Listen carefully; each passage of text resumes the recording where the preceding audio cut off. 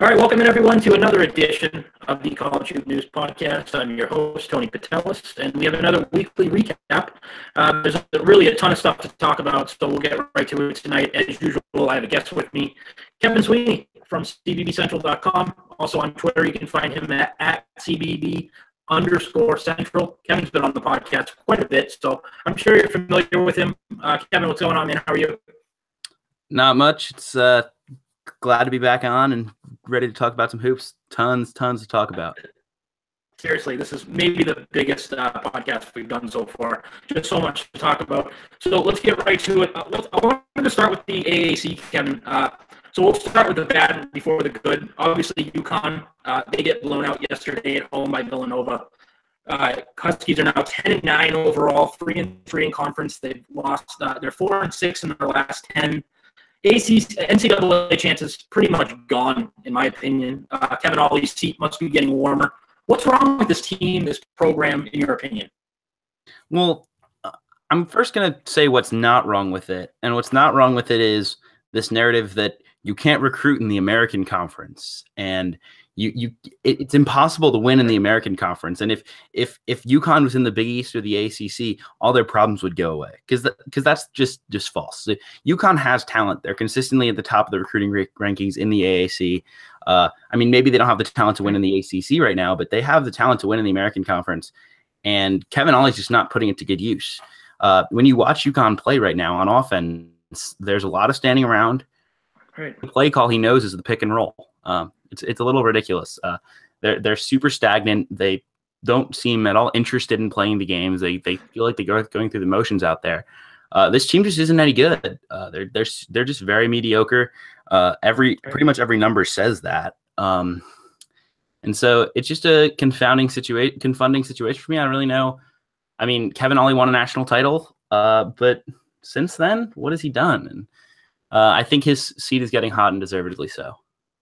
Right, and we talked about it. You know, they had Shabazz Napier that year, and they had McDaniels there. So, and those guys pretty much rode that team all the way to the Final Four and to the national championship. So, you know, I agree with you. I mean, everything I had down was pretty much what you said. You know, they don't move the ball. They only average 9 assists a game. They're terrible from the perimeter, 30% as a team. Jalen Adams has 55 turnovers, and I understand he has to, you know, carry the load for the most part, but I just don't think they're as bad. I mean, the roster is far from perfect, but they're not this bad roster-wise.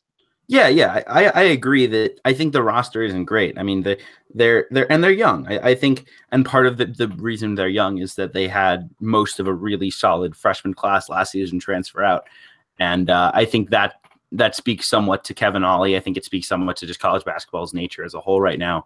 But I mean, yes, they are young, but to just blame youth here, as some have, it's a bit short-sighted for me. They have guards all over the place, and Kevin Ollie's solution, instead of spacing the floor, let's play 4 guards and 1 big man. Let's space it out. Let's move the ball extremely well, kind of in the style that Iona plays at the mid-major level that you see, where everyone's being unselfish, just moving the ball, hitting threes, driving and penetrating for easy buckets. Instead, it's just, all right, let's stand on the corners. It's like a 4-minute offense all the time. Run the shot clock down, high pick for Jalen Adams, and see what he can do. And it's just not an effective system. It's not something that's enjoyable to watch, and it's really just a tough situation. Definitely. And so putting a percentage on it, if you could, what do you think the chances are that Kevin Ollie's not there by the end of the year? Or if he, I'm assuming he's going to make it to the end of the season, but what do you think about him being there next year? I don't really know his contract situation in terms of what's a buyout there. I'm sure UConn has the boosters and such to pay for a buyout if that's the route they're going to go. I'd say 60-40 he's gone. Yeah. 50-40, 50-50, 60-40, something like that. I mean, right. I think he might be able to buy some time by saying it's a young team. I think it'd be a mistake because I don't watch this team and say this team is going to develop in 2 years under Kevin Ollie's coaching. I don't think you're watching a team that has severe flaws, right. And it's not going to be fixed by, we have freshmen right now and they'll turn into seniors or sophomores and juniors and seniors. Right. And the guy that it seems like the fan base wants is Steve Picciol at Rutgers, and he just re-upped, right? And he has a big buyout, so that's Yes, an issue. yeah. Peichel coached it, played at UConn under uh, Calhoun, so that's I Right. think the connection there. I don't know that Peichel would have left for Rutgers anyway, but that extension from Rutgers anyway, I think that extension really like clears it out that he will not. I think Danny Hurley's the guy that there's been a lot of buzz about from Rhode Island. I think Yeah. that would be a solid fit if they choose to make a move. Maybe a Nate Oates from Buffalo. I think he'd do a good job there. John Becker at Vermont. He's a really solid coach. So I mean, it's an interesting job. I think there's going to be a lot of debate as to who's interested in it. I know there's been talk of, oh, well, it's the AAC, and like, would a coach would they want to leave for an AAC job? And I feel like UConn, It's UConn. Yeah, it's UConn, and UConn's in a really unique place to recruit because there's so much talent in Connecticut and in Massachusetts and New York City in these prep schools and all of that. There's so much talent in a 3-hour radius from UConn. I know UConn's in a bit of the middle of nowhere in Connecticut, but there's so much talent around them that you could really recruit and build something pretty quickly. Yeah, I agree. And the first thing you said about the recruiting, I don't agree with that at all because every year they got top 100 guys in their class every year. Right. And I mean, yeah, I find it funny because they say, well, we're not beating out Syracuse and Duke. Well, yeah, and if you were beating out Syracuse and Duke, maybe you'd win more games, but you shouldn't need to beat out Syracuse and Duke to win American Conference games. Like, I understand what you're saying, that you're not recruiting at the level of like a top 20 program, and those like, so if that's the level that UConn's trying to be at and be an ACC level program just sitting in the American, that's fine, but they're not winning the American. They're a mediocre team.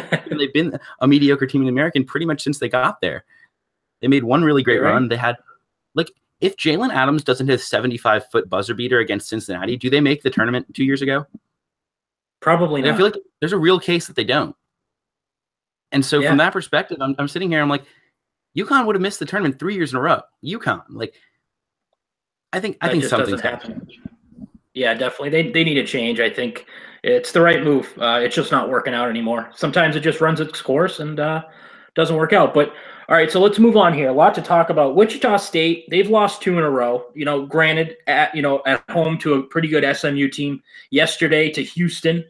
Don't get me wrong; those are 2 pretty good opponents. But main problem for me has been on the defensive end. They gave up 83 to SMU at home, which is very rare.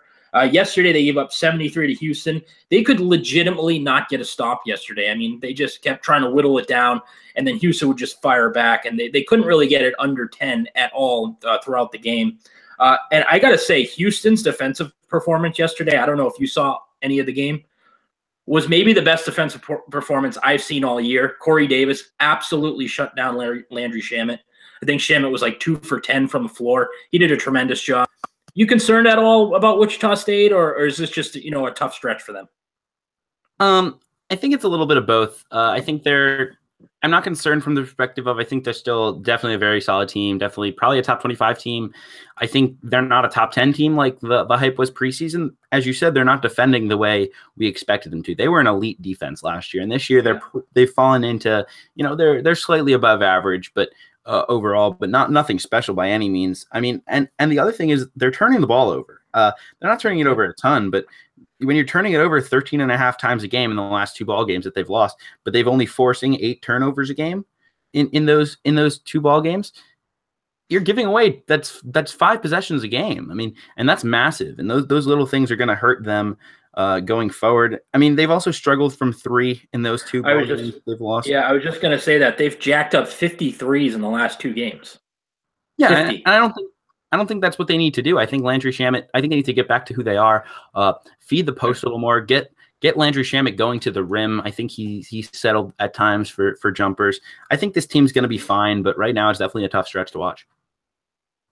I know we don't like to put ceilings on teams or anything like that, but is this a Final Four team in your opinion? I don't think it is. What do you think? I don't think so either. I think they're a really solid club. I think they could, with the right matchups, they could make a run and make some noise. But I don't think they're elite in any sense. They're not a great offensive team. They're not a great defensive team. They don't have great scorers. They don't have. There's nothing about them that's so that would carry them to a Final Four. Right. You know what they I have? also Go ahead. I'm sorry. Keep going. no. You're good. You're good. You know what they have, Kevin? A lot of good players. Like Yeah. they're good across the board, but they don't have anybody. Like I think Shamit could be that guy in the future, like an elite guy, but I don't think he's ready to be that yet. So like I just don't think they have a guy that could carry them to San Antonio. Like I just don't think they have that much talent to get them there. Right. And Marcus McDuffie's been pretty much a non-factor Right. since he's come back. He hasn't done too much, averaging 8 points a game. I mean, he's a solid player. I think Shamit is the guy you have to look at. I mean, they're gonna have. I think they're gonna have to go back to being an elite defensive club if they're gonna go to a Final Four or an Elite Eight this season. And so that'll be interesting to watch. I think they have the athletes, but we'll see what happens there. Now, are they the best team in the conference? Do you go Cincinnati? What do you think about that?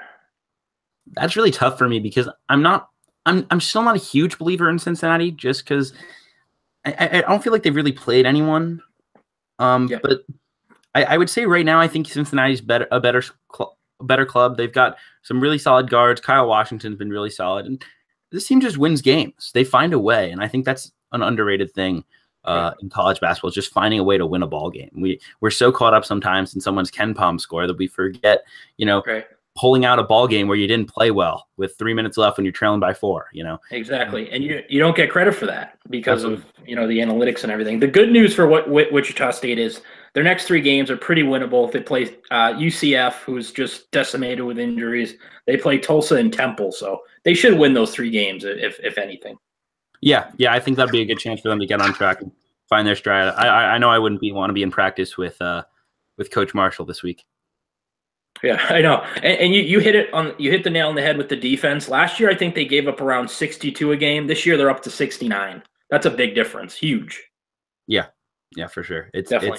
It's interesting to watch. Yeah, definitely. All right, so let's talk about the surprises this year in the AAC. So I got to go right to Houston and Memphis. I mean, both of these teams, in my opinion, have been pretty big surprises. Houston's at 15-4 right now. They have some really nice wins. Wichita State, Arkansas. They also beat a Providence team early this season.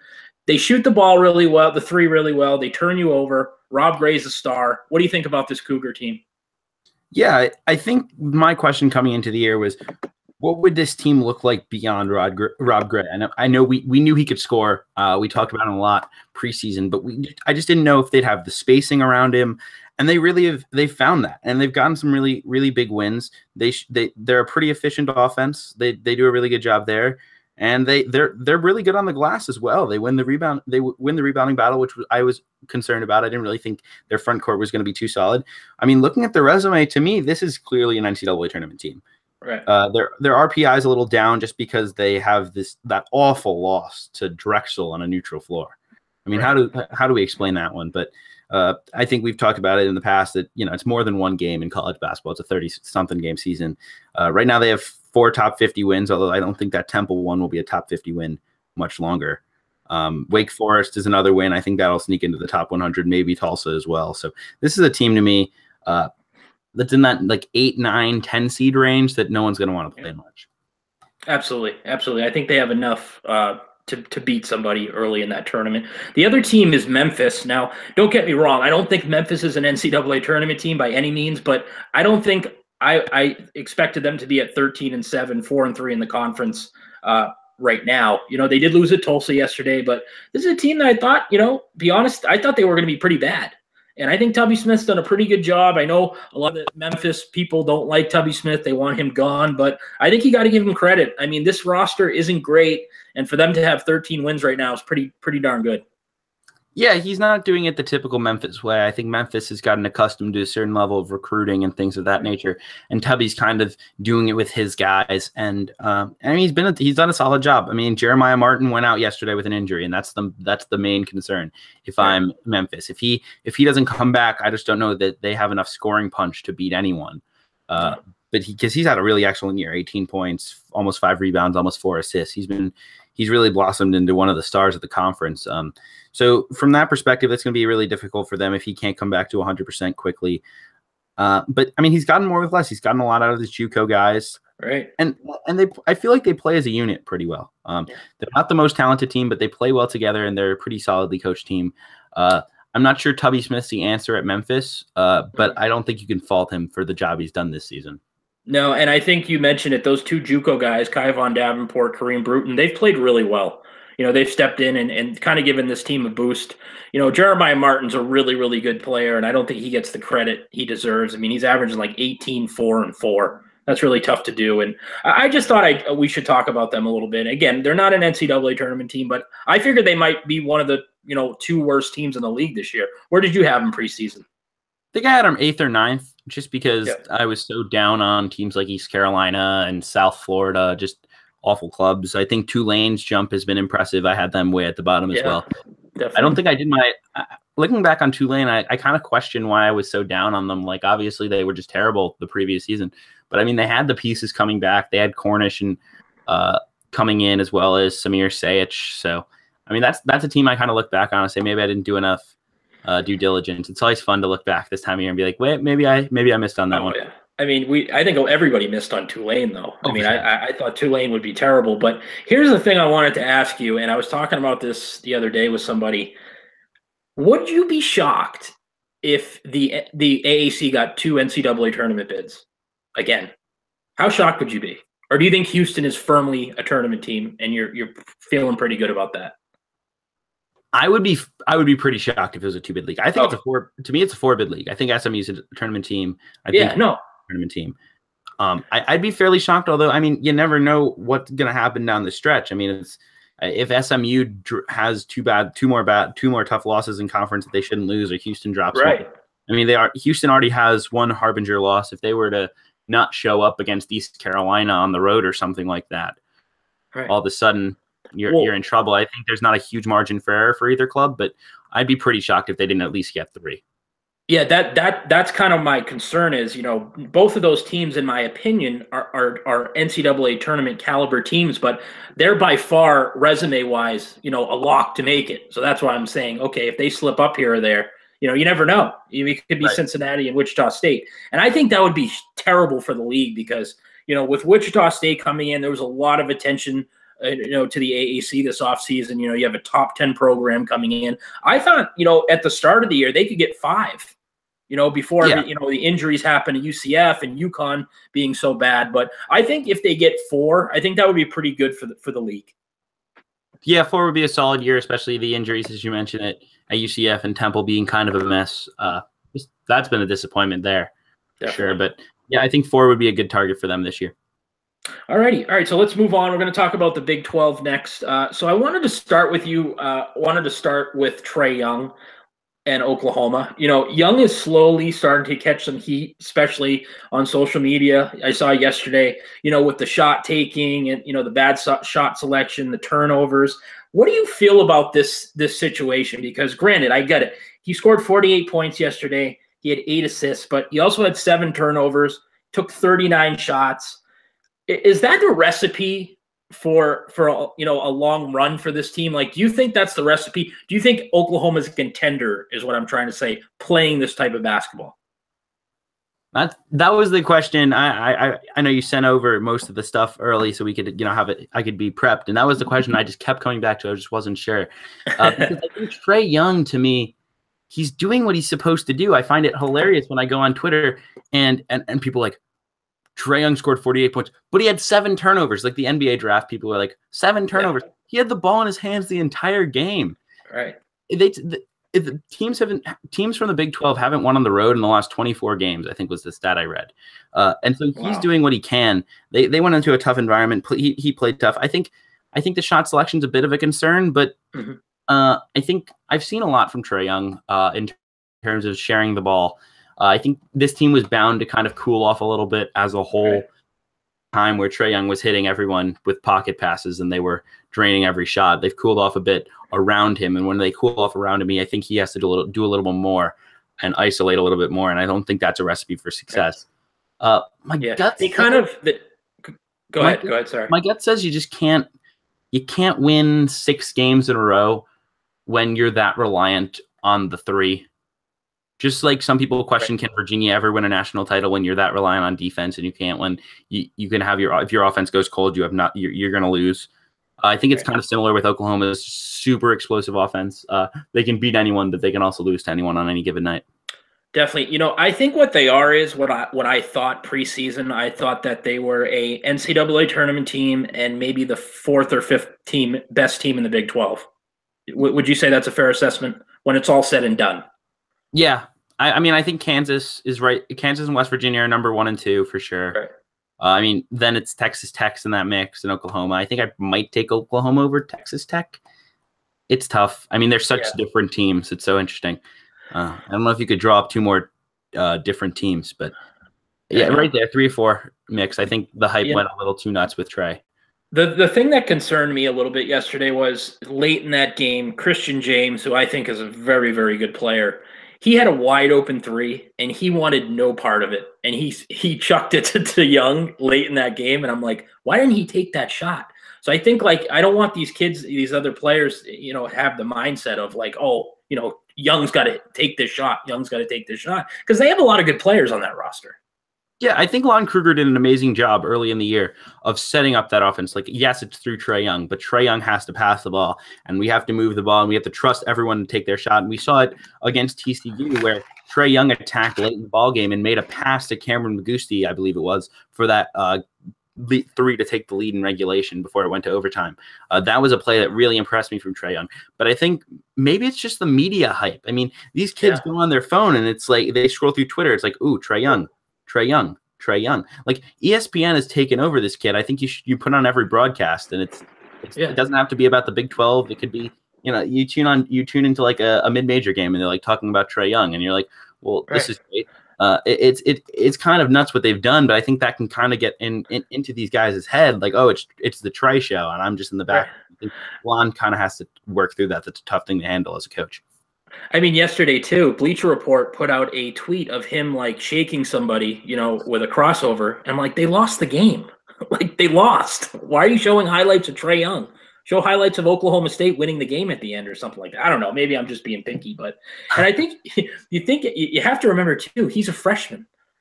He's a freshman. He's 18 years old. I mean, so he's going to make mistakes. He's going to turn the ball over. He's going to take bad shots. But how can you fault him for scoring 30 points a game and having 10 assists? I just don't know.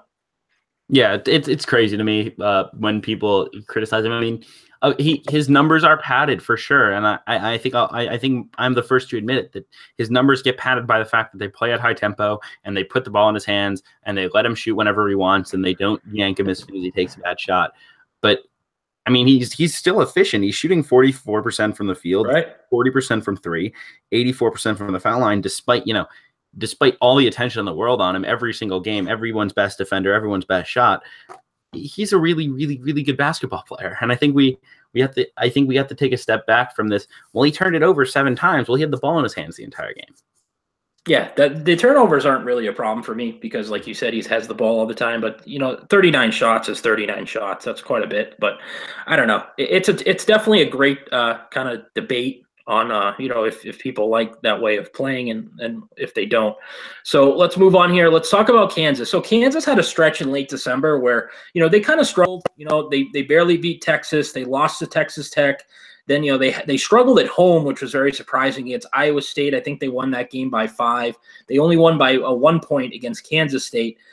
Now, don't get me wrong. They won most of those games, but they didn't look particularly good. And then they go on the road. They beat West Virginia. They beat Baylor yesterday. They're now 6-1 and in first place in the Big 12, and everybody's back on the train. How do you feel about Kansas this year? They've been a tough team, but they look so good recently. They're doing a great job on offense. They're spacing the floor out. I think adding D'Souza, I mean, he's a freshman. He's learning the game, and it's so tough. I think people underestimate how tough it would be for a guy like Silvio D'Souza to come in. I mean, the amount of development that happens between June when these kids move on to campus and November 10th when they play their first collegiate basketball game, the amount of time in the weight room, the amount of time watching film, the amount of time learning how to play college basketball can't be overstated. But just adding his body is, if nothing else, was important. I really like this Kansas team. I think we jumped off the train too early. They just didn't look the part. But I mean, Devontae Graham's still a really amazing player. I mean, I don't think people have talked enough about what he's done. I mean, he's averaging 18 points and 7 assists, 4 rebounds. not really. He's taking care of the ball. I mean, he's doing everything you could ask of a superstar. Absolutely. I mean, like they're not certainly not a perfect roster. You know, that front court has issues, but D'Souza's certainly going to help that. They're not a great rebounding team, but to me, it honestly comes down to two words: Bill Self. I mean, I don't think there's a coach in college basketball better at masking holes. If you know what I mean, like he's just so good at filling. You know, the issues they have, he cleans them up, and I just don't know how he does it year after year. Yeah, I mean, this roster is not really built to in a way you would expect a Big 12 team that can recruit the way Kansas does to recruit. I mean, they're basically playing a 6'5" power forward half the time when they play LeGerald Vick out there, right, with Mikhailu plays the 3 at 6'8", but he's really skinny and shoots the 3 most of the time. So it's fun to watch them though because they space it out. I mean. It's kind of funny. We were talking about UConn earlier. UConn has kind of similar personnel to Kansas. Obviously, I think Kansas's players are just better. But, yeah. I mean, they have a point guard, and they have a lot of wings and guards who can handle it and shoot the ball. And watch how – and one big. And they play 4 out, 1 in, and the offense flows really nicely, and it's fun to watch. And then you look at – and that's just Bill Self, and he's just such a good coach, and he handles that situation so well. And I think that's – it's so interesting to see that. See similar personnel and just how it's successful under one coach and not so successful under another. Yeah, they're one of those teams where I said this about Villanova the other day, where I don't really care about matchups. I just kind of throw them out the window because they'll find a way to beat you. Yeah, they'll find a way. Yeah, absolutely. You know, and that it's coaching and it's experience. I mean, right. Mikhailu's played a ton of basketball. Devontae Graham's played a ton of basketball. LeGerald Vick's been around the block now. I mean, this is a pretty old team for a team that's a blue blood program that you know you expect in this day and age to have freshmen and sophomores dominating the roster. For sure. All right, so let's talk about two teams that I think are much better than anticipated, and I think these teams kind of make it. This is why the Big 12 is the best conference in college basketball, in my opinion. That's Kansas State and Oklahoma State. Say what you want about Bruce Weber, but this team is playing really well. I mean, they're 14-5. They just beat TCU and Oklahoma back-to-back. They're doing it without Camus Stokes, who's arguably their first or second best player. I mean, how good is this team, do you think? And you got to give credit to Bruce Weber. You really do. Yeah, it's been really impressive to me. I thought I didn't really think much of this Kansas State team coming into the season. I didn't really think much of them after some of the early season results, but they've just found a way this year. I mean, Dean Wade's really solid. Barry Brown is fun to watch.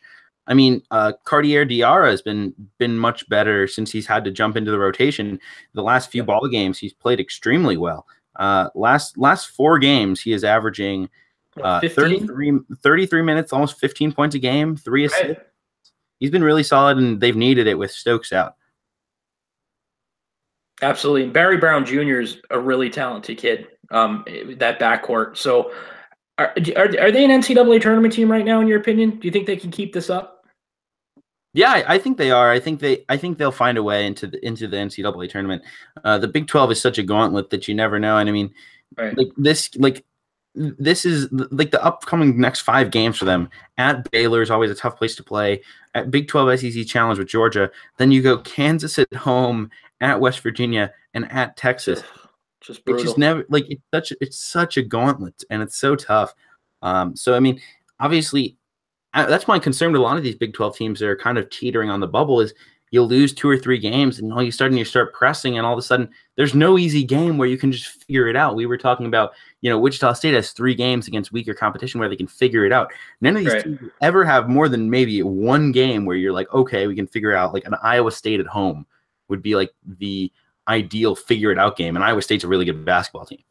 They're really the only team that I think of like that, because I think Kansas State, Oklahoma State, they can beat you easily. And like you mentioned, Dean Wade, I think he's a pro. I mean, he could be possibly an NBA guy, right? Yeah, I think so. I mean, at 6'8", he's pretty versatile. He shoots the 3 extremely well. I think he'd be a nice backup 4-man in the league. Yeah. Yeah, and I think, if he can work on his consistency, I think that's been the issue with him. And just being aggressive, he can be a nightmare matchup for a lot of teams. The other team, obviously I said Oklahoma State, Mike Boynton, what a job he's done, because this team, I thought a lot of people thought would be in the cellar, be the worst team in this conference this year. They're 13-6. They got, they beat Oklahoma yesterday. They got a win over Florida State early this season. They're a really balanced basketball team. They have like 8 guys averaging between 16 points and 7 points per game. I like this team a lot. Jeffrey Carroll's really good. They got a lot of solid basketball players. What do you think about this Oklahoma State club? Yeah, they're using their athleticism to their advantage. I think a lot of people knew that going into the season, when you lose a Phil Forte, you lose a Jawan Evans, you're not going to have the skill in the backcourt that you need to, go up against a Kansas. But they're deep. They run out a lot of bodies out there. Yankuba Sima has been a solid addition to that rotation, even though he's only putting up 4 and 4, but he's blocking a shot and he's playing solid defense for a center. So that's been useful for them. And Jeffrey Carroll's blossomed into one of the better players in the Big 12. I mean, 16 points, 6 rebounds, just playing a really solid ball game. Doesn't really shoot the three well. I mean, they don't have any real great shooters on this team. The best shooter on this team is I can't even pronounce his name, Thomas Ziagwa, who plays 12 minutes a game and shoots 40%. No one else shoots over 35, but they just find a way. We touched on it earlier. Just they know how to win. Absolutely. That's what I had down. Turnovers are a little bit of an issue for this team. Their 3-point shooting isn't great, but they just find a way to win. And they don't really have any, everybody who plays is pretty good. I mean, Lindy Waters is solid. Mitchell Solomon is a good player. Brandon Averett's a good player. So they don't have a lot of weaknesses. There's nobody on the court at any time that's really going to hurt you. Yeah. Yeah, absolutely. It's been interesting. I mean, you look at their stats and you're like, why is this team good? They have a negative turnover margin. They barely out-rebound their opponents, and I don't think they out-rebound their opponents in Big 12 play. I mean, they don't shoot the three well. They're 302nd in 3-point percentage. I mean, it's kind of hard to fathom that they're this good. And I don't think they're an NCAA tournament team. That's just my gut. But I mean, once again, it wouldn't surprise me. Not at all. Oh, they're at Texas Tech on Tuesday, so that's going to be a big game for them. So let's talk about the Pac-12 a little bit here. Stanford, I know they lost yesterday to Arizona, but since they've gotten healthy, Dorian Pickens is back. They look like a completely different team, and I thought they were an NCAA tournament team preseason. They definitely look the part. Now, can they get there? I'm not sure, because they're 11-9 right now, and it's going to be tough to climb back into the discussion. But what do you think about Stanford? They're playing really well. Yeah, I think they're a team, to me, that, I mean, you're not going to throw away losses, and they're going to have some bad ones on the resume. But if they can be, 3rd or 4th in the Pac-12 and get to 12 Pac-12 wins or something like that, win a Pac-12 tournament game or 2, probably 2, get to the Pac-12 championship game, I think you got to put them in. I think they passed the eye test right now. I turned them on yesterday, and I said, that's an NCAA tournament team. Maybe not like a high seed NCAA tournament team, maybe like a 10, 11 seed. But that team, to me, looked the part of an NCAA tournament team. One guy I'd like to point to is Dajon Davis. He's stepped up big time in the last few ball games. He's averaging, I think, 13 points, 5 assists, 5 rebounds, shooting the three well. He's just added some – he's just been really solid for them. I mean, and Reed Travis is a stud. We've mentioned him. Humphreys played pretty solid basketball. And I think a lot of their younger guys are starting to get more comfortable. I think Oscar Da Silva's been playing good. He's been bringing a lot of energy for them, whether it's been starting or off the bench. He's done a little bit of both this season.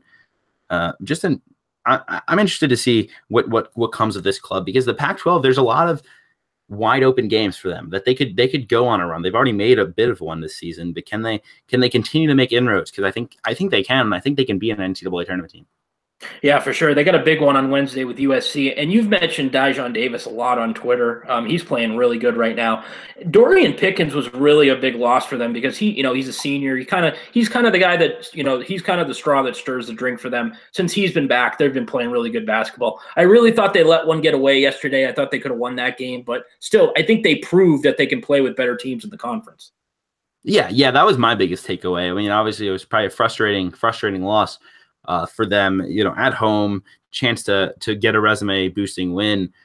Absolutely. Right. But I mean, they passed the eye test for me. Dorian Pickens played a really solid ball game. And I mean, I don't think Stanford played their best basketball.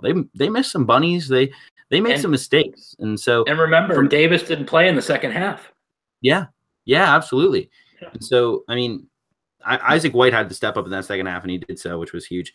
But we'll see. I mean, we'll see going down the stretch. I mean, this team, other than Humphrey and Dorian Pickens, they're all coming back next year. I mean, Reed Travis, I guess, might go pro, but I mean, they could all be coming back next year, and that could be really scary because they have another great class coming in, headlined by Cormac Ryan, who is one of the top recruits in the country next year. So that's going to be a fun team to watch this year and next year as well.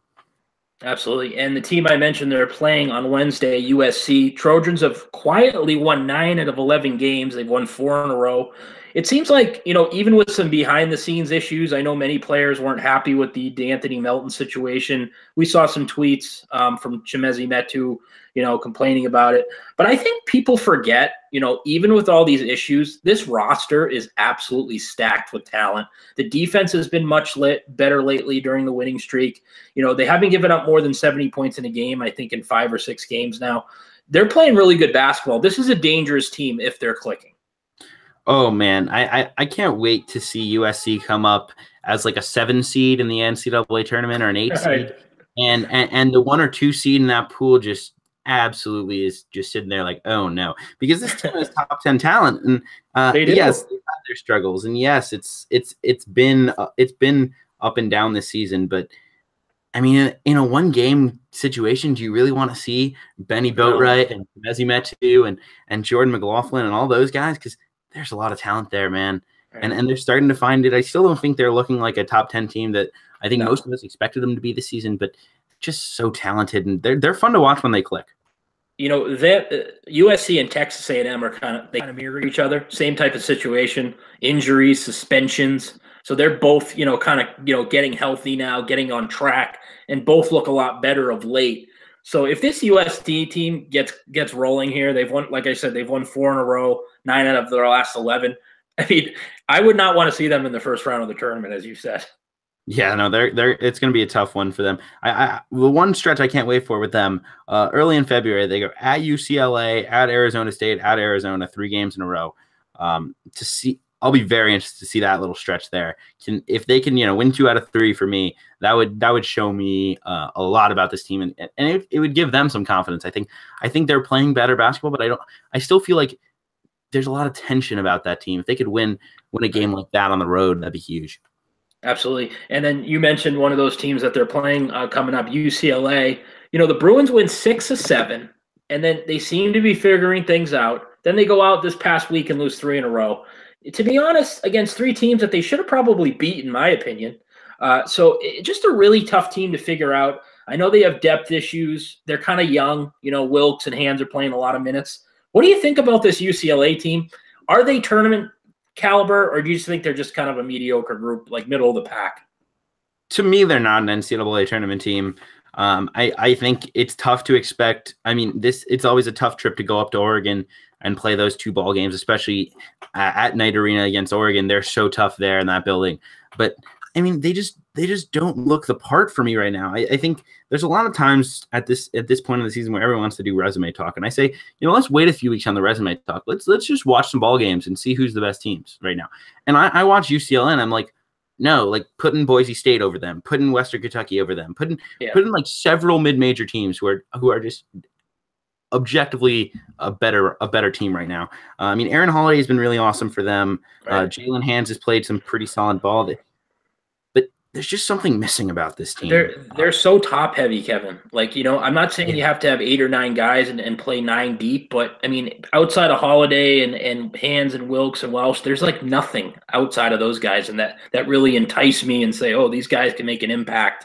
They're just so top heavy. I just don't like the way the roster's configured. Yeah, and they don't really play any defense. Like when their offense rolls, I'm trying to pull up this stat right now, but I think there's a number, like when they score a certain number of points, they're really, really tough. Yeah. Let me just pull it up real quick. Sure.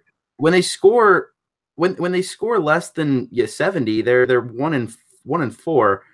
They go over that, they're I think 12 and 3, 12 and 4. Wow. Something like that. I mean, and 70 points, they've done it most of the time. But this last trip, they go at Oregon State, they score 63, only 59 against Colorado. Right. They're just a tough team to figure out. They have enough talent to beat anybody on any given night, but I don't think they can do it consistently. Well, yeah, and I mean, we touched on Bill Self filling holes. I don't think Steve Alford's a guy to fill holes. Nope, not at all. He's not going to do that. So it's unfortunate. I think that the situation in China was one unfortunate, losing players right off the bat, Cody Riley and Ball. So they certainly would help this team right now. Yeah. I don't know how much LiAngelo would do. I mean, I think they have the guards, but a guy, right, especially a guy like a Jalen Hill and a Cody Riley, I think there was an expectation that those guys were going to contribute this year. So for sure. And the other team I wanted to talk about real quick is Arizona State. So I'll just say this right off the bat: I never thought Arizona State was a top 5 team. I think you're there with me. I mean, I think they're maybe like a 20 to 25 team, but I just think they kind of played over their heads early in the season and kind of came back down to earth these past few weeks. What do you think about the Sun Devils, Kevin? Yeah, you pretty much hit it on the head. I think this is a really, really solid basketball team. They've got amazing guards. Bobby Hurley's done a really solid job with this team, and Romello White's been solid, and Daquan Lake's been good. But I mean, they've pretty much been a middling team since that Arizona game, since Pac-12 play started. Right. And as much as they had the big wins, the win at Kansas, that was so big when Kansas wasn't playing that well, and the big win over Xavier. I mean, they beat Kansas State by 2. Like, the schedule wasn't as daunting as people thought. Like Longwood and UC Irvine and Northern Arizona and Idaho State and San Francisco. I mean, St. John's. People looked at that win at the time. That was a great win. Now St. John's is 0-8 in the Big East. I mean, obviously they've been without Marcus Levette, but it's not as great a win. I think there was just a little bit of overhyping there, and the Pac-12 play it's been a struggle. Yeah. I mean, the big concern for me, you lose a home game to Oregon. Like, I really can't explain that one. Oregon's just been pretty average team. They lose at Colorado. Like, I understand when you lose road games in the conference, but you shouldn't be losing home games to mediocre competition. That's where it says to me that you're not an elite ball club. And they're one of those teams that is just so reliant on the 3-point ball. And when it's not falling, you're not going to beat even mediocre teams. I'll say this, though. Trey Holder, to me, right now, he's a first-team All-American. I mean, he's been tremendous. 19 points a game, 5 rebounds, almost 4 assists. He's shooting 40% from three. I don't think he gets the attention he deserves. He's been outstanding this year. Yeah, he's been really good, and I think that's part of the struggles right now is that in the last 5 games, Trey Holder is shooting 26% from the field, 25% from 3. Wow. 29% actually from 3. He's really struggled. He's only averaging 10 points per game in that stretch, only 2.6 assists. He's the engine that makes them go, and right now he's not going, and the Sun Devils aren't going. For sure. So where would you put them? I know it's early. I'm just curious. NCAA tournament, what do you think, like a 7 seed, that type of team? I think they'll probably be a little higher just because, I mean, the Kansas win's going to age great. Right. They go to Allen Fieldhouse and beat Kansas. I think they're probably going to win the Big 12. So 5 maybe? Probably, yeah, I'm thinking of 5. Okay. Which to me, I'm licking my chops a little bit if I'm a 12 seed mid-major type of team. Right. Because, I mean, obviously, they could blow the doors off of you because they get rolling. That's scary. But I'd be licking my chops a little bit because if you can slow them down, they're a very beatable team. Yeah, they're not. Last year they were terrible defensively. This year they're not terrible. They're not great either. But that's still a concern for me. So let's move on here. The Big East. All right. So Seton Hall is the first team I want to ask you about tonight. They've been struggling of late. We saw a cryptic tweet from Desi Rodriguez the other day, complaining about certain things. I don't know if you saw it. Then I guess like some of the seniors yesterday didn't come out for the media after the game. Getting kind of a weird, chemistry issue feel with this team. I'm not sure what's going on, but what do you think about Seton Hall? I know you aren't as high, and I'm not as high as some people are on the Pirates. Seton Hall, I mean, they're an interesting team, and I'm going to go out and see them on this coming Sunday, a week from today. Actually, they'll be at DePaul, so I'll be courtside at that one, covering that ball game. So that'll be fun. There's my official announcement of the night. They've pretty much gotten handled 3 of the last 4 games. The only win over Georgetown at home, like that's a game you have to win. I just don't get it with this team. We talked about them possibly, this was a team that was much deeper than we'd seen in the past with Seton Hall. They're not really. They play 4 guys who are really amazing, and I mean, Michael Enzi's kind of solid, and Sonogo and Miles Kale gives them some minutes, but pretty much 7, 8 deep. Like they're not very deep.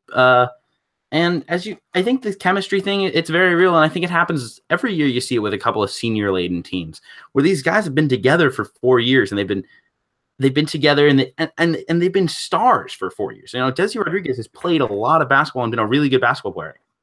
Same with Delgado and same with Carrington. They've been high-level scorers, and sometimes it's just tough to keep all of those emotions in check. And I think we might be getting to a boiling point here. It's also felt like Seton Hall's had an issue every year. Every year it seems like there's a chemistry issue or a suspension or someone's leaving the team. I just would stay away right now. I'd be pulling my stock. Kevin, I've pretty much felt the same way about Seton Hall the last 3 years. Like they're a good team, they're capable, but they're kind of just like a 6, 7, or 8 seed type of level team. They're very top heavy, like you said. They don't really get much outside of their top 4 guys. But it's just like they're so inconsistent. Like if there was one word I could define Seton Hall the last 3 years is inconsistency. Yeah, no, absolutely. You just never know what you're gonna get. Like coming before this 3-game stretch, they went 13 of 29 from 3 and 11 of 22 from 3. Now they go 4 of 13, 5 of 18, 8 of 28, 4 of 20. This team is not a great shooting team. I don't think we looked at the roster preseason and said they're going to be a great shooting team. So when they hit threes, that makes them a really dangerous team because they can go inside. They have such good slashers with Desi and Kadeem Carrington who can get to the rim and make plays. But when they're also hitting shots, it opens everything up. But when they're not hitting threes, it's just, what are they? They're a bunch of really big athletes who can get to the rim really and be really physical and maybe grind out some ball games. I think they need to grind out more games. If they're not going to hit threes, they're going to have to play in the 60s. I think that's the recipe to win. I just didn't understand the preseason hype of this club. I really didn't. I just think they've never won a tournament game. I mean, this is a group. They've never won an NCAA tournament game. So I really just didn't see it. I mean, I think they're an NCAA tournament team. Don't get me wrong, and they're very capable. And they can beat a lot of good teams on any given night, but just their consistency is a major issue. So I don't know. We'll see where they end up, but they're probably, 3rd or 4th in this conference behind Xavier and Villanova? Yeah, I'm definitely taking Xavier and Villanova ahead of them. And then, then it's just, to me, it's a big pack. Creighton's there. I think I might take Providence over them. Providence playing some good ball. Creighton. Yeah, we're going to talk about them next. We're going to touch them, all of them, but it's just, they're a tough team to figure out. And any given night, like Marquette's played some good ball recently. Any given night, you just feel like Seton Hall could show up and look like the best team in the Big East, but also look like the 8th best team, and that's kind of frustrating to watch. Yeah, for sure. So real quick, I just wanted to touch on Creighton. Obviously, the big story with them is they lose Martin Crampel to a torn ACL. Probably the most improved player in the Big East this year. Do they have enough to overcome that? This is a guy that was averaging 12 points, 8 rebounds a game. I feel like Ronnie Harrell Jr. is really going to have to step up for them, especially on the glass. What do you feel about Creighton now that he's out of the picture? That was just such a crushing blow because he was so perfect for what they run offensively. He cuts so well. He has amazing feel for a guy who only played 6 minutes a game each of the past 2 seasons. He has great feel for the game in terms of getting to the right spots. He's perfect for spacing out the floor, setting screens, rubbing and doing some rub plays to the rim. He's actually their leading shot blocker. They don't really have any rim protection skills on the team, but he's the leader in that regard as well. And they didn't block a single shot last time out. And he only have 8 rebounds is a solid number, but he does it in 23 minutes a game. Per 40, he's averaging almost 14 rebounds a ball game. So it's a big blow, and I'm not sure how they recover because they don't have a guy whose skill set matches that. And it's so disappointing because last year they had the injury with Foster. So this is the 2nd year in a row where they lose an impact guy. And I really thought this team was dangerous. The way they can score the basketball. I wouldn't be surprised if they finished in the top 3 in the league if they were healthy. Yeah, it's really tough. The depth there in the front court wasn't there to begin with, and now they have a big injury like that. Just super frustrating, I would say, for Greg McDermott.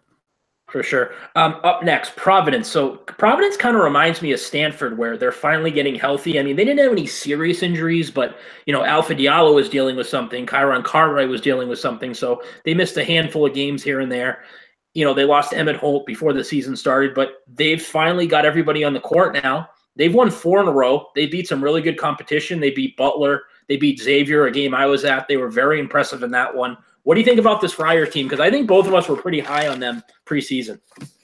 Yeah, we were, and I think the problem the Providence had was it felt off early in the year. It didn't feel like Right. they were playing together, and they got away with it for a pretty long time. They stole that one against Belmont where Kyron Cartwright hit that buzzer beater. They played Ryder to 4 points. At Rhode Island, loss was not really unexpected. Then they lose at UMass, and the alarm bells kind of sound. They didn't play good basketball, but they avoided that really bad loss. UMass isn't a good loss by any means, but it's not a resume crusher, and so they're in a much better spot than some of the teams that have struggled with injuries early in the year, like a Stanford. From that regard, I think they're really dangerous. I think they're still kind of missing that front court presence. Nate Watson doesn't play like a defense.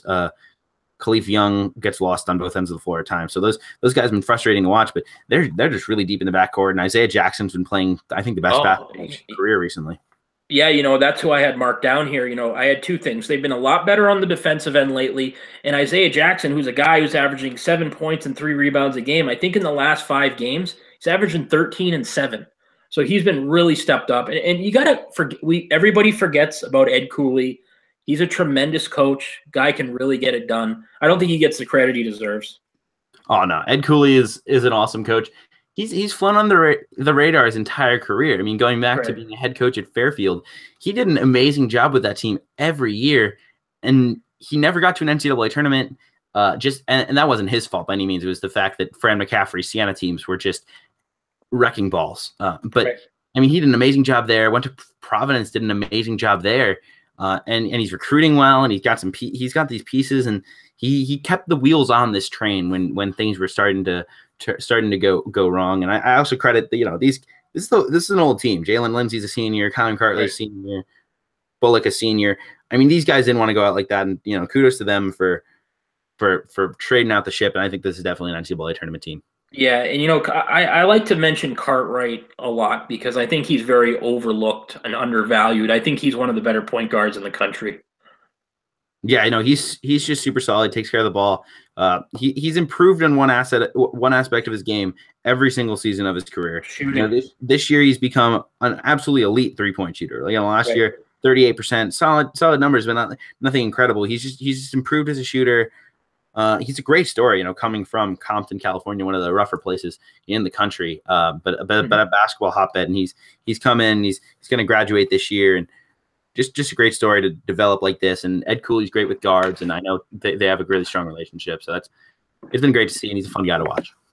For sure. All right, so let's move on here. We got to talk about a little bit ACC stuff. So right off the bat, the big news yesterday, Clemson loses Dante Grantham, tore his ACL. He's out for the year. Kid was averaging 14 points a game, almost 7 rebounds, 40% from 3. This is a really big loss for a very good Clemson team. Can they, find a way without him, or is that just too much for a team like Clemson? I think they can find a way to the NCAA tournament. I don't think they can find their way into the top 25 again. Right. I mean, I still really like their guards. I mean, Marquise Reed has been just one of my favorite guys to watch. I've been really paying attention to him. He blew up against Robert when he was with Robert Morris against Duke in that NCAA tournament. Transferred to Clemson. I think there's he was kind of the beginning of the NEC just mass exodus. So I've been charting his progress his entire career, and he's a tremendous guard. And you put him next to Gabe DeVoe and Shelton Mitchell. Right. I mean, there's a lot of talent in that backcourt. To replace a guy like Grantham, though, is just so tough. Right. Elijah Thomas has been really good, but I mean, this team isn't deep. We talked about it before. They basically play 6-7 guys. So I think David Scarr is the guy to me.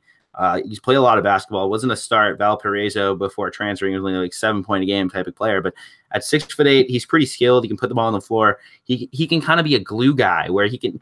I mean, you're not going to replace a 14-7 guy with a guy who's going to score 14-7, but you can replace him with solid minutes, rebounding, defense, and just making the right pass and things of that nature.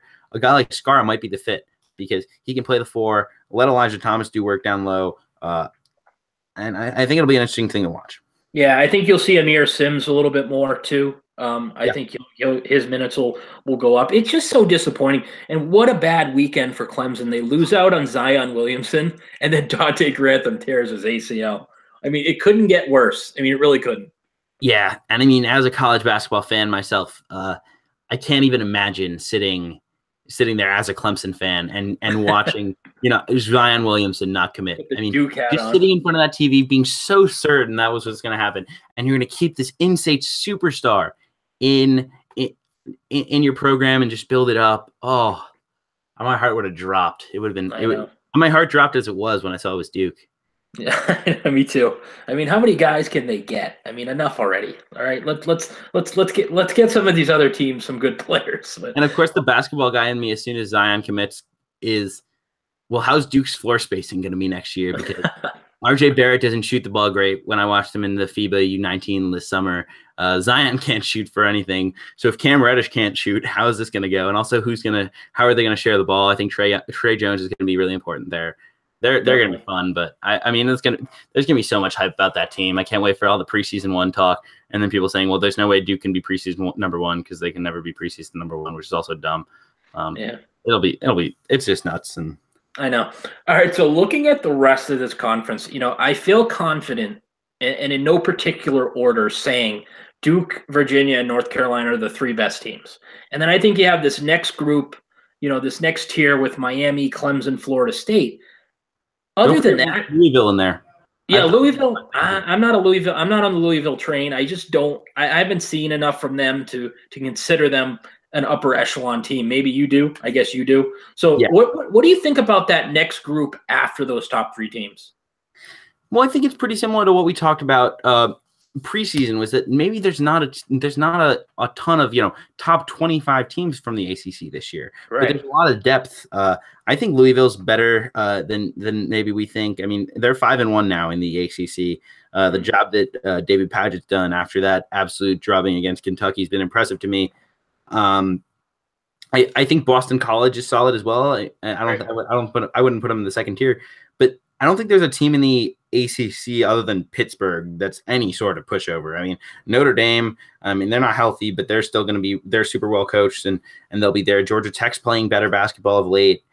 In Virginia Tech struggled for sure, but it's tough. And Syracuse has Tyus Battle, who's super solid, but Pitt's a mess, but the rest of the conference, I can beat anybody on any given night. Yeah, the two teams that I wanted to ask you about that have been very disappointing, obviously Virginia Tech's a team that I thought was a top 25 caliber team. I think a lot of people did in the preseason. Georgia Tech's been pretty disappointing, and I understand they were dealing with suspension and some injuries. I know Ben Lammers hasn't been completely healthy this year. But, still, if I'm Georgia Tech, I'm frustrated because Okogie and Jackson, if they're on the court early in the season, they could be in a lot better shape right now, resume-wise. Yeah, that's the big one. I mean, the Grambling loss is the one you just can't have. Because if you look at the rest of the resume, I mean, there's no good wins, but there's no real bad losses other than Grambling. I mean, Wofford's not a good loss. Wright State's not a good loss, but they're not that bad. I mean, they beat Northwestern. That's not a great win, but it's not horrible. I mean, it's something. Mm-hmm. And then they beat Yale. Yale's been mediocre this year, but without that Grambling loss, I think we see this team a little bit differently because I think they'd have a chance to sneak back in. I just don't think you can have a 340 RPI loss and go to the NCAA tournament. I think it's just a massive hill to climb. Yeah, and in the end, I'm assuming we're going to see probably 8 NCAA tournament bids, maybe 9. What do you think about that, Kevin? Yeah, I'm just kind of count it off real quick. I mean, Virginia's in, absolutely. I also seem to remember a debate between Virginia and Virginia Tech on a preseason ACC podcast where I said some things about Virginia. I don't know. I'm not sure. I don't recall that. Yeah.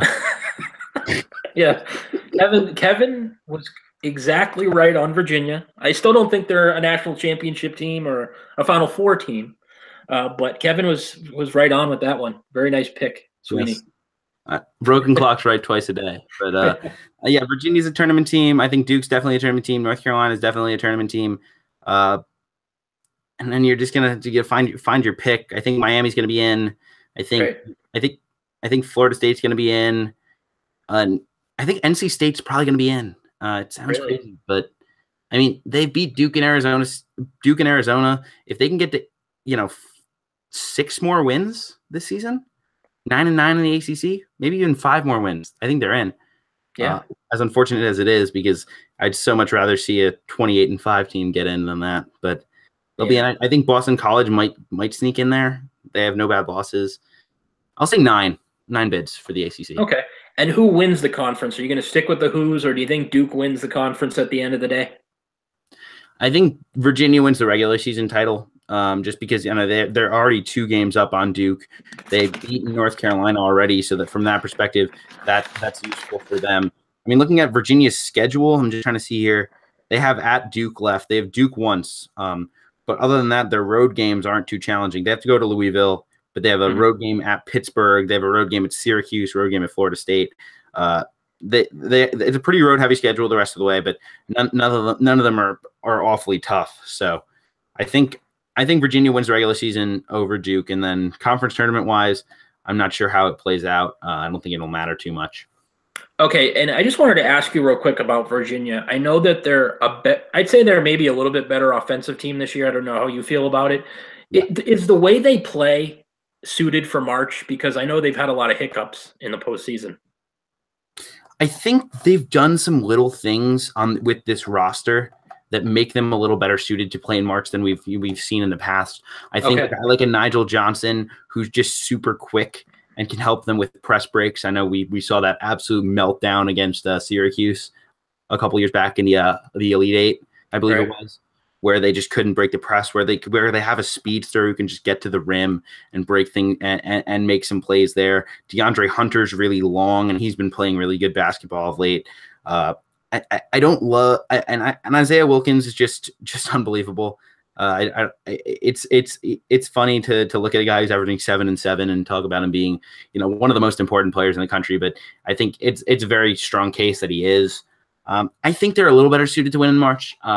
Like I sort of agree with you that they just don't feel like a team that's going to be in San Antonio this season. But who might have been against the Cavs? So I'm all in on UVA. Well, I think they are a Final Four team. I'll say this, okay? They're an excellent 3-point shooting team. They're a good free throw shooting team, and they don't turn the ball over.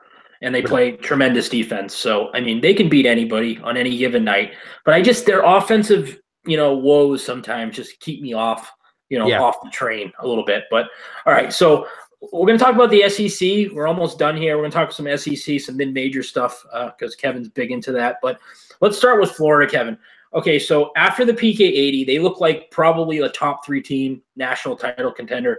They kind of fall apart. I think they lost like 4 or 5, something like that. But since then, they've won 8 of 9. They look like maybe the best team in the conference right now outside of Auburn. You could certainly make a case for both clubs. Do you feel a lot better about Florida? And why do you think, what's been the key to this turnaround in your opinion? I mean, they're a tough team for me to bet on right now just because they are still so reliant on the 3-point shot. But I mean, I think the key has to be Chris Chioza. I mean, he's the engine that makes that team go. Yeah. He's just so fun to watch because he just wreaks havoc on the defensive end. And he's basically won them games. Like you rarely see, they say defense wins games, but an individual defender. I mean, he made that incredible steal and lay in at the buzzer against Missouri. That was incredible. They're shooting the 3 a little bit better. I mean, they came back down to earth after the PK80. They're winning they're not getting out rebounded by as much, which is big. They're creating some turnovers. I mean, they're just a solid club. I don't really find anyone. The SEC is funny because I think there's a lot of really good teams, but there's nobody great. I keep looking at the SEC. I'm like, who's winning the SEC this year? Because is Auburn really going to win the SEC?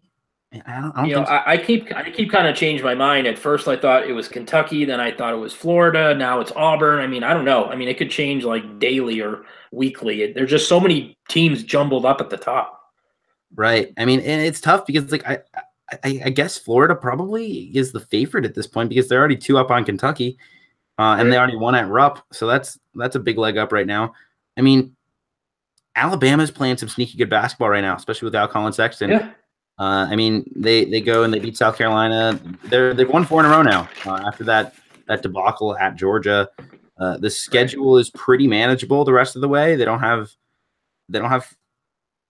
have to go to Rupp still. They have to go to Auburn, which will be a fun one, but not a lot of road games on that schedule. They have a fair amount at home. So, I mean, maybe I think it's going to be a tie at the top, almost certainly. I think it'll be like 13-5 tie. They'll be like 3 or 14. Right. I said that in the preseason. I said I think the SEC champion this year. You're not going to see him with like a 16-2 record. You're going to see him with like a 5 losses or something like that because I think it's just so balanced at the top. My only question is, what does Jason Kessler owe me if Alabama wins the SEC? Oh boy, I haven't run into that loser in quite a while, which I'm happy about. Yeah, no. Also, I also want to throw out one more thing in the SEC. Arkansas rolling along at 3-4, hanging around and tied for 7th in the SEC. Didn't we say that preseason, Kevin? No, I was convinced they had to be in the top 4. Oh boy, they're kind of like, I kind of compare them to Arizona State, where they played out of their mind the first 2 weeks. And they've just come back down to earth. I mean, they have Jalen Barford and Daryl Macon. And don't get me wrong, those guys are excellent. But outside of those two, they don't really have any consistent, high-level players. I mean, Gafford's, I think, going to be a really good player in the future. But you're not getting consistent enough play out of him to be a top team in the SEC. Right, yeah. And it's funny. I mean, Gafford's given them everything I think you could have hoped for. Right. When we were discussing this team, it was like, can Gafford give them like 12-6 and help replace what Moses Kingsley did? And he's done that. But after that, it's Anton Beard's an okay player. What has C.J. Jones really done? Darius Hall. Like, there's just so much mediocrity on this roster. Their bench isn't very good. They don't have a lot of depth, and they score the hell out of the basketball. But you mentioned it the other day to me. How bad have they been defensively in the SEC this year in SEC play?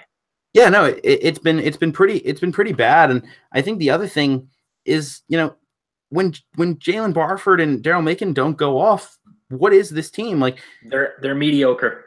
Like in SEC play, hold on, let me try to get that stat I had. We were talking about it a few days ago. SEC play, they are shooting also from the free throw line, Tony. That's the one you're going to love. They are shooting from the free throw line in conference play 62% from the free throw line. All right, let's stop the podcast. I have to go throw up. I just don't know. I mean, I know it's a joke, but I don't know how a Division I team can shoot that bad from the free throw line. It's just mind-boggling. Yeah, especially a team that's fairly senior laden. This team played a lot of old guys who played a lot of basketball. Like, I understand when like a freshman big comes in and shoots 50%. Like, yeah, like that happens. You haven't learned, and you spent your entire career dunking over people. You haven't learned how to shoot. You're a senior. You should know how to make a free throw, and it's ridiculous. Absolutely. It's tough.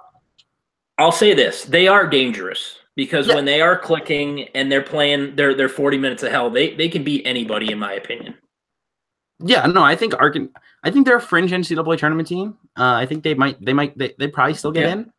Yeah, me too. I think the same. I think they're an okay team. They're not a top 4 team in the conference. Yeah. No, not at all. All right, so let's talk about Auburn. I really was curious what you think about the Tigers. They've really improved this year, obviously. Last year they were bad on defense. They couldn't rebound.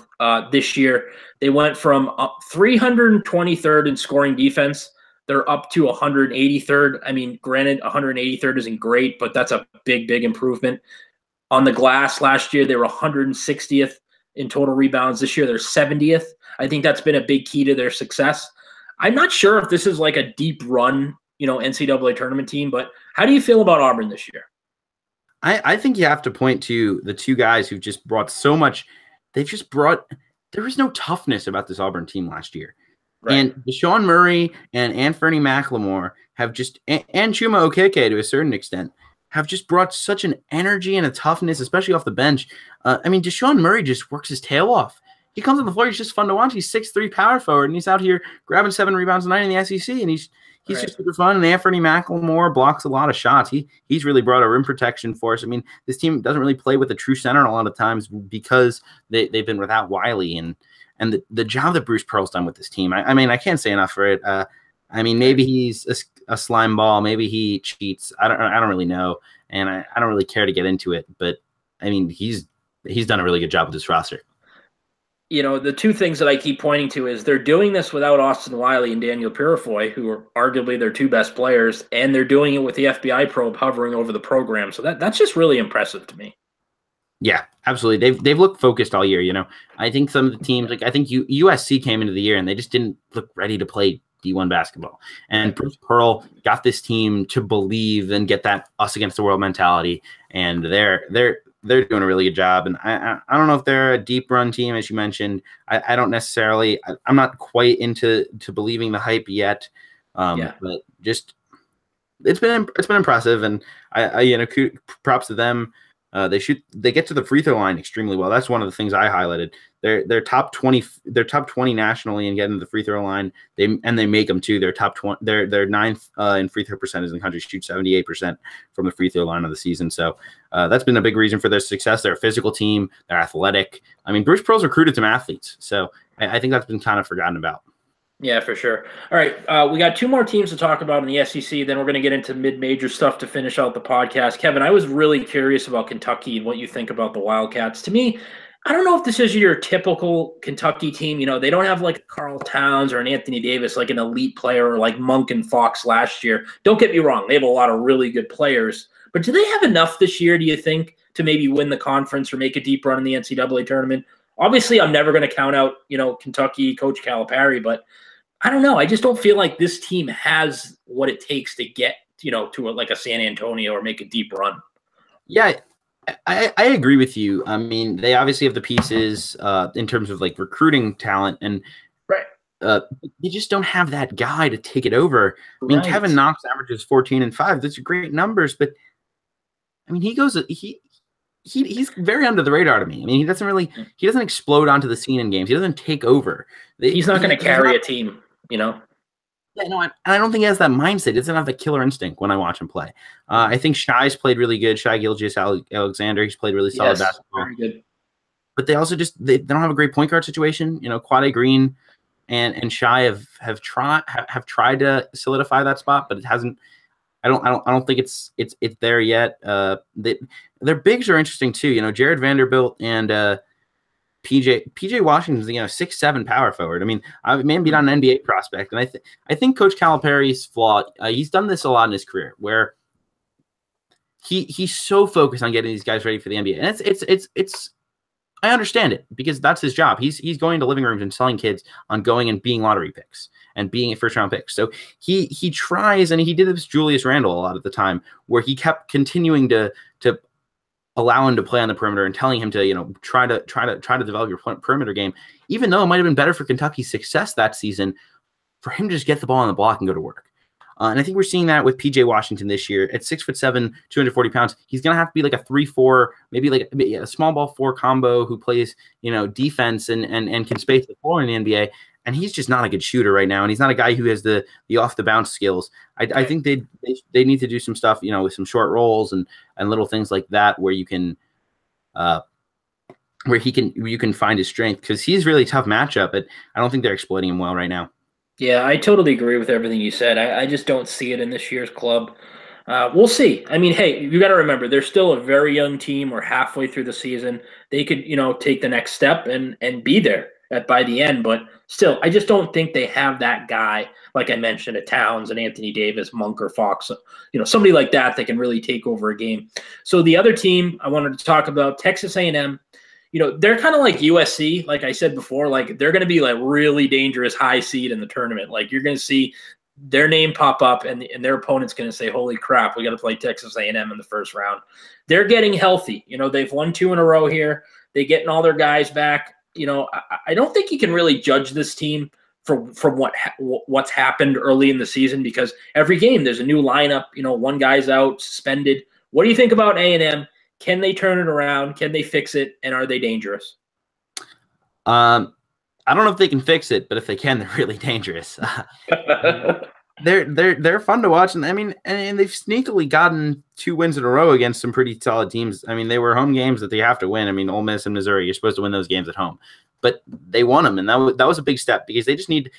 I mean, they've got some of the resume wins. They won a neutral floor game against a really good West Virginia team.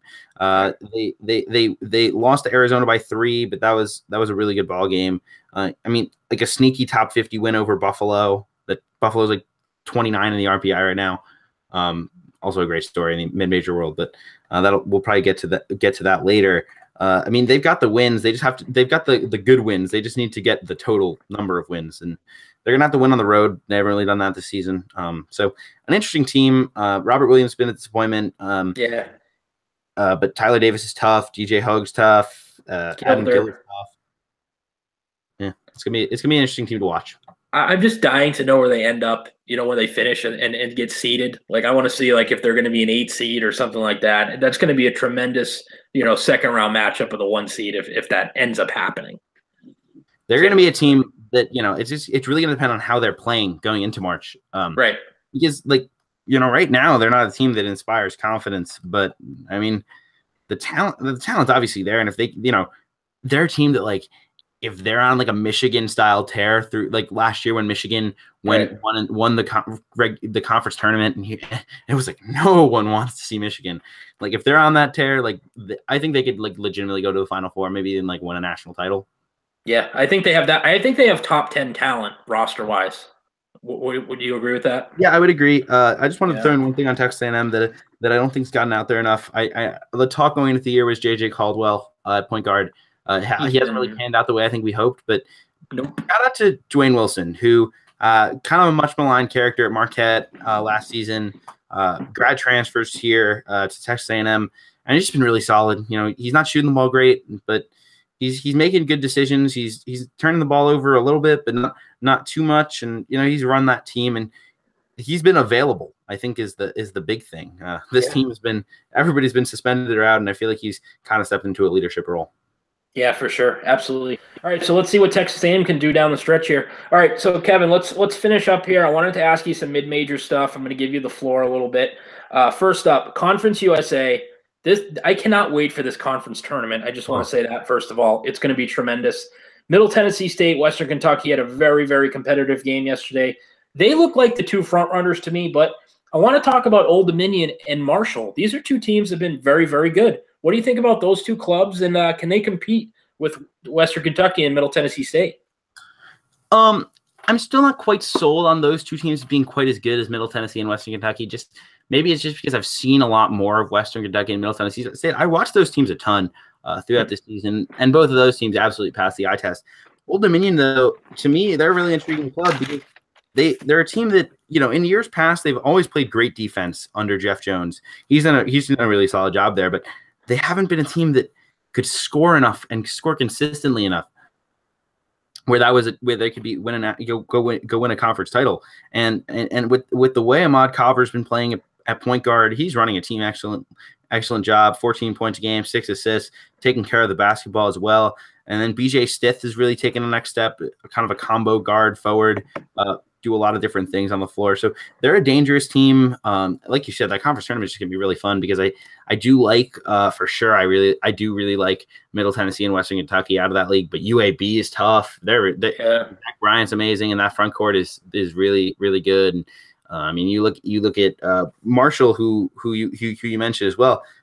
Marshall's got about as good of a 3-man duo as you can find in college basketball. I mean, Gene Panava, has there been a better story in college basketball? He's averaging like 17, 7, and 3 blocks, something like that.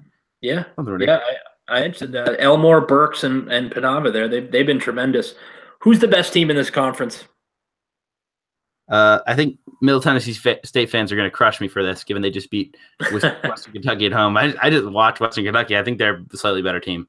I mean, you can't go wrong with either team. I mean, I was so impressed watching Nick King. It was my first time watching Middle Tennessee State in maybe 2 weeks, and I hadn't really noticed it in the past. But just watching how Nick King creates space, I tweeted it out. I mean, just little shoulder moves. He's such a veteran. He's learned so much. He attacked Dwight Colby, who's a big, long athlete, and he just attacked him and found room. And he's a doozy. I am stunned on how good he's been this year, because he was pretty much an afterthought his first few years in college basketball. For him to come out and put the numbers he's putting up is really impressive. Are you how do you feel about UAB, though? Have they been slightly disappointing in your eyes, or are they where you thought they'd be? I think they're pretty much where I think we thought they'd be. They had the really tough stretch out of that tournament in the Cayman Islands where they played Richmond, Buffalo, and Iowa, lost all 3. I mean, I don't think you fault them for any of those losses. Then they lose to Auburn. They lost by 3 to Middle Tennessee. They lost by 8 at Western Kentucky, and then they lose in overtime at Marshall. Like, none of those losses to me are like, oh man, that's disgusting. I think I like their roster still. I mean, Nate Darling's shooting the 3 extremely well. Nick Norton's been solid at point guard. I think he's still kind of coming back to full health. They're another team I just don't really. I think they'll be really tough to beat come conference tournament time, and that's why I think it's going to be so exciting. Is there's legitimately 5-6 teams that you're like, right? I would not want to see them. Absolutely. All right, so let's move on here. We're going to talk. I wanted to ask you about the WAC. Basically, it's New Mexico State's world and everybody else. I mean, they beat the crap out of Utah Valley last night, correct? Yes, they did. I think it was like 86 to 59. Yeah, I mean, I just don't think either Grand Canyon or Valley. I mean, granted, they're pretty good teams. I just think New Mexico State's on a whole nother level. I mean, I'm sure you agree with me. Yeah, I do. I mean, I just don't think those teams are complete teams to challenge New Mexico State. New Mexico State has big men. They're versatile. Jamario Jones does it all, as the like 6'5" swingman that thrives at the mid-major level. And I mean, Zach Lofton's just been an incredible ad. I can't credit Chris Jans enough for recruiting him. Grand Canyon, I think we kind of got caught up in this. We did. The stadium, and I picked New Mexico State preseason to win the league. Me too. Maybe I was a bit in the minority there. I said it was going to be really close. I thought New Mexico State would be quite this good. This Grand Canyon team is still kind of flawed. Oscar Freyer is really talented, but I mean, he's not a star yet. He's averaging 9 points a game.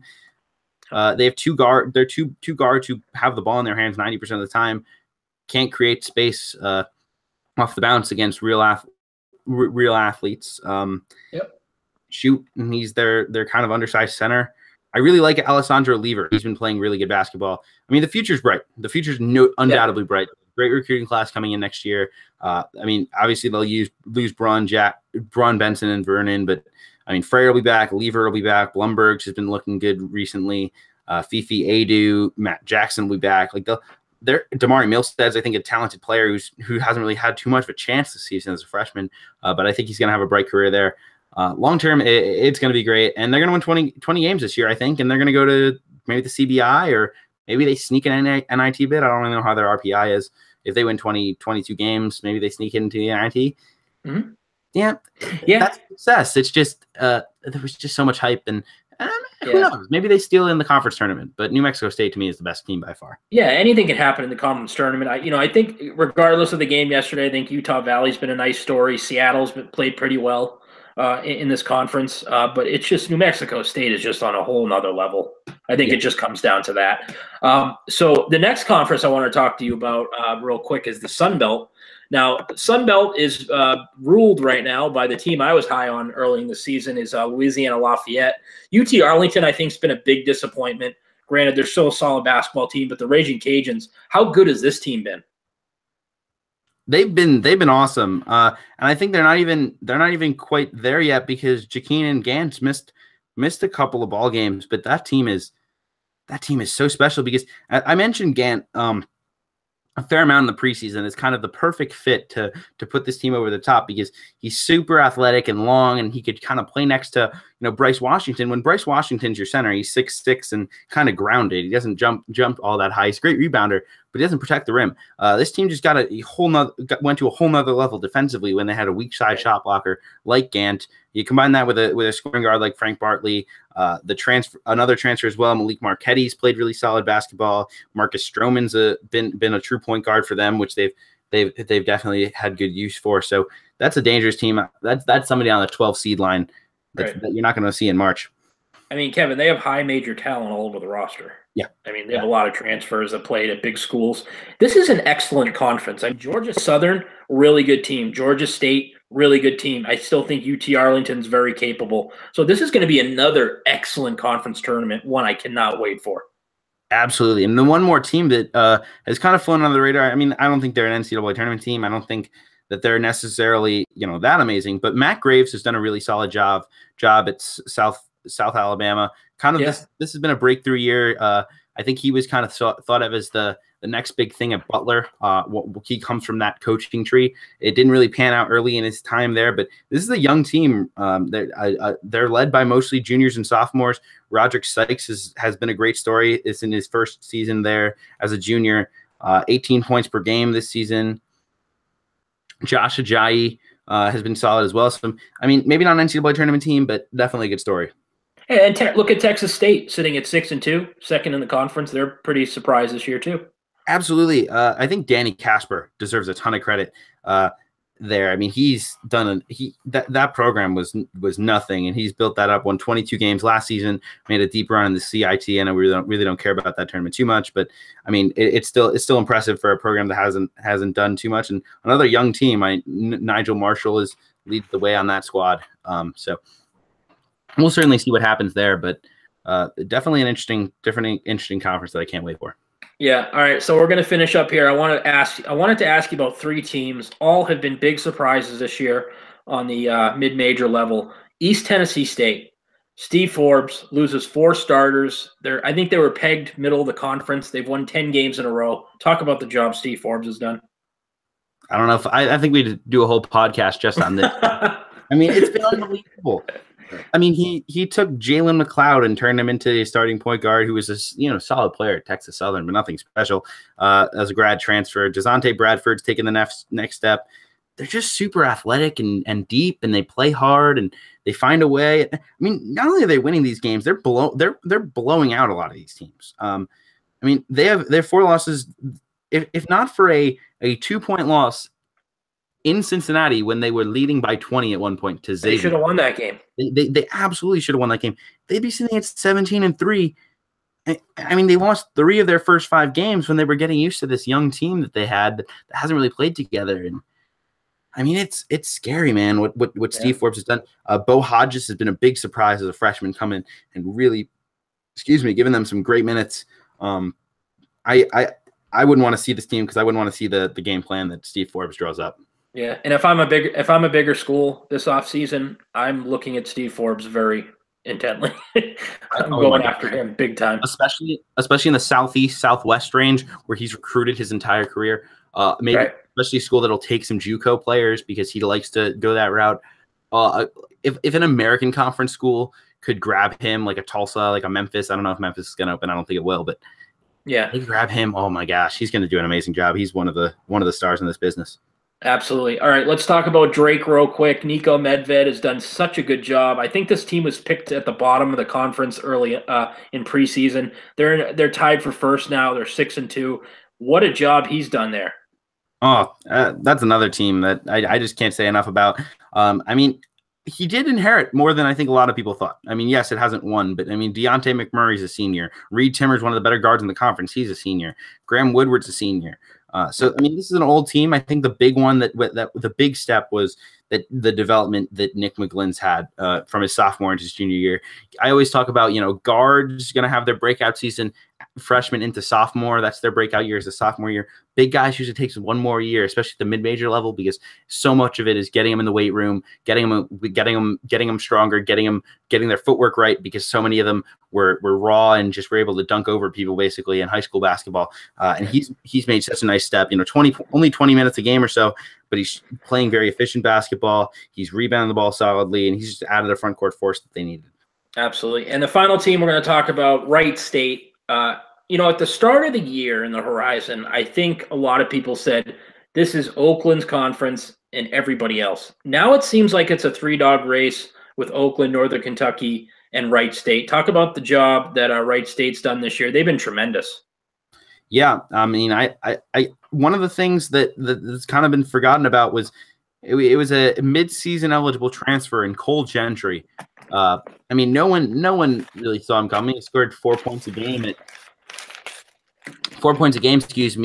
South Dakota State. But the job what he's brought to that team, just another ball handler, which they desperately needed. Another guy who could space the floor, which they desperately needed. They've only lost twice since he got there. Mid-season, he's only averaging, I think, 9 points a game, 3 assists. But just a solid player, and he's been the piece that puts him over the top. Loudon Love's been a really good big man, one of the better freshman bigs in the country in my mind. Absolutely. And that's gonna be a tough team. And I think in the horizon, one team that we're kind of forgetting is UIC. They were so disappointing early in the year, but they're 5-3 now in the conference. They're starting to play some better basketball. They're super talented, and Tarkus Ferguson's coming back. So I mean, that's not a team you're going to want to see as like a 4 seed in that conference tournament. Yeah, both myself and you were pretty high on UIC, and they were just really disappointing in the especially in the non-conference. But maybe they're turning it around now. I think Northern Kentucky is the best team in this conference right now. Who do you think is? It's tough because I love the high-end talent on Oakland, but I will agree with you. I think it's Northern Kentucky. John Brennan's a really good coach. Another guy that if I'm a high major school, I'm giving a phone call to. Drew McDonald's a stud, and they've been there before, and so that'll be my pick. All right, well, that's going to wrap it up. Kevin, do you think we covered enough? Oh, we touched on it all. That was a fun time. Oh my God, that was a long one. I think that went about 90 minutes. But great talking to you as usual. Again, Kevin's got his website cbbcentral.com. A lot of good stuff. Also on Twitter at @cbb_central. Kevin, thanks for joining tonight. I really appreciate it. Thank you so much for having me on. Always down to chat some hoops. Absolutely. All right, guys. We'll see you next week. I'll be back with another weekly recap on Sunday. Have a good day. Tony Patelis, College Hoop News Podcast. We'll talk to you later.